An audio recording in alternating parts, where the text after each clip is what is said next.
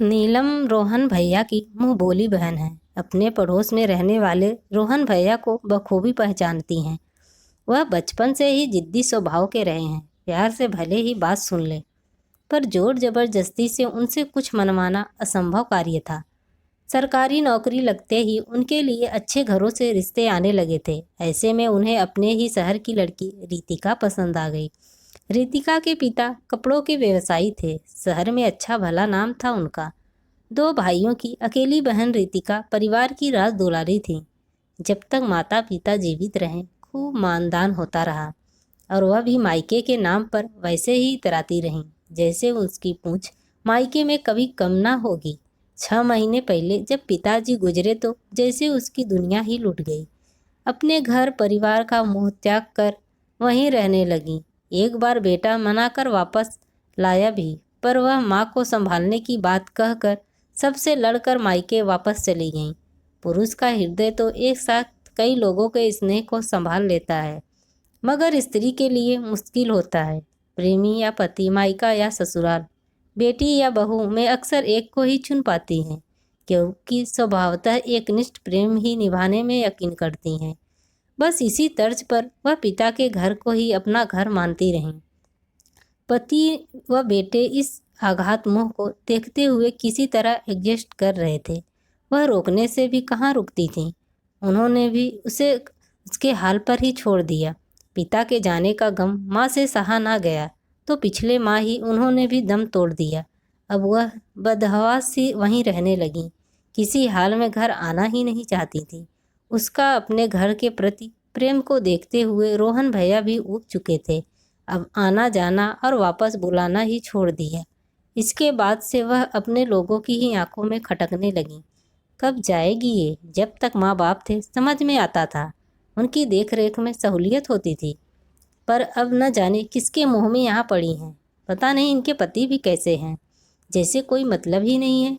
लेने भी नहीं आते। मेरे पति तो साथ जाते हैं और साथ ही ले आते हैं, मायके में छोड़ते ही नहीं। अरे मेरे साथ भी यही होता है। अक्सर उसके पीठ पीछे बड़ी और छोटी भाभियाँ कानाफूसी करती थीं, फिर भी उनकी बात को दिल पे लिए बिना ही वह पूरे मन से लगी रहती। भाइयों भतीजों को उनके पसंद की चीज़ें बनाकर खिलाना, माँ की अलमारी खोलकर उनके कपड़े ठीक करना और उनके बिस्तर पर लेटना, जैसे उसके शरीर में जान भरता था। उम्र भर का रिश्ता यूं ही कहाँ छूटता है। उसे छूटते छूटते पूरी उम्र निकल जाती है। बड़ी बहन होने के नाते दोनों भाई बहुत इज्जत करते थे। उसके खिलाफ कोई न बोलता। शायद यही कारण था कि उसका मोह टूटता ही नहीं था। भाभीियों का क्या था, उन्हें तो 24 घंटे वाली मुफ्त की नौकरानी मिल गई थी, जबकि पैसों के आगे भी काम संभालने वाले नसीब से मिलते हैं। यहाँ तो बिल्ली के भाग्य से सिंघा टूटा था। सब भांप चुके थे कि ना तो वह ससुराल जा रही हैं और ना ही कोई बुलावा आ रहा है। अब वे जब तक घर के सारे काम रितिका पर छोड़कर बाहर जाने लगी। बच्चे भी स्कूल से आकर उससे ही खाना मांगते। उनकी माएँ कभी कुछ तो कभी कुछ कहकर बाजार, सिनेमा घर या सहेलियों के पास चली जाती। जिस रोज़ कोई और कार्यक्रम न बनता तो दुकान पर जाकर अपने पतियों के कान भर आती। अब रितिका खुशी की वजह ना होकर बोझ बन चुकी थी। अपने भाइयों के स्नेह पर घमंड करती बहन से जब सगे भाई भी कतराने लगे तब उसे अफसोस होने लगा। सोचने लगी कि काश इतना मोह अपने घर परिवार से किया होता तो कम से कम सम्मान तो पाती। आज ना तो मायका हाथ में था और ना ही ससुराल। अंततः उसने नीलम को फ़ोन किया। दीदी, आप मेरे मायके की लाज रख लीजिए। क्या हुआ भाभी, आप ठीक तो हैं? नीलम ने उनकी घबराई आवाज़ सुनकर पूछा। अभी तक तो ठीक हूँ, पर आगे कुछ पता नहीं। आप ऐसी बातें क्यों कर रही हैं? ज़रा खोल कर बताइए कि क्या बात है? नीलम ने पूछा, जबकि उसे पता था कि रितिका भाभी रोहन भैया से झगड़कर महीनों से मायके में जा बैठी हैं।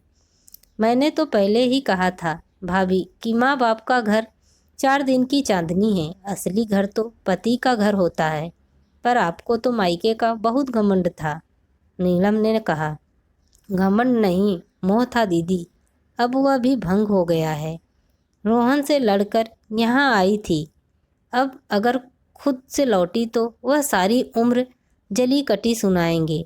अगर अभी यहाँ से ना निकली तो वापस कभी नहीं आ पाऊँगी। यहीं काम कर कर के मर जाऊँगी।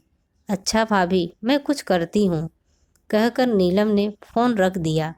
घर की लक्ष्मी घर में ही अच्छी लगती है रोहन भैया, आप भाभी को ले आइए। सुबह सुबह आंटी से टिफ़िन बनाना होता नहीं है। आखिर बच्चे कितने दिनों तक बाहर का खाना खाएंगे। उसने समझा बुझा कर रोहन भैया को रितिका भाभी को मायके से वापस लाने के लिए भेजा। जब वह आई तो उन्हें देखकर दिल धक से रह गया। आंखें अंदर तक धंस गई थीं, चेहरे की हड्डियां निगल गई थी, वजन 10 किलो तक कम हो गया था। ये आजकल की लड़कियां मायके का बुहार लेगी, मगर अपने घर की रानी बनकर रहना भी सास रास नहीं आता। इन्हें सास ने तंज मारा तो उनके पास न तो ताकत था और ना ही पुराना वाला जोश की जो पलटवार करती। चुपचाप अपने कमरे में चली गईं और तकिए में मुंह छुपाकर देर तक रोती रहीं। ऐसा लगा कि जैसे आज सचमुच अपने घर आई हों। महसूस हो गया था कि जब तक माँ बाप हैं तभी तक वह घर अपना है। मायके की गलियाँ तभी तक खूबसूरत हैं जब तक आपके बचपन को पहचानने वाली नज़रें जिंदा हैं, वरना अपना घर ही सबसे सुंदर होता है। मन बदलने की ज़्यादा चाहत हो तो सैर सपाटे के लिए पार्क जा, बाजार या और सिनेमा घर है ना। दोस्तों, यह स्टोरी आप सबको कैसी लगी प्लीज़ कमेंट करके ज़रूर बताएं और मेरे चैनल को लाइक एंड सब्सक्राइब करें।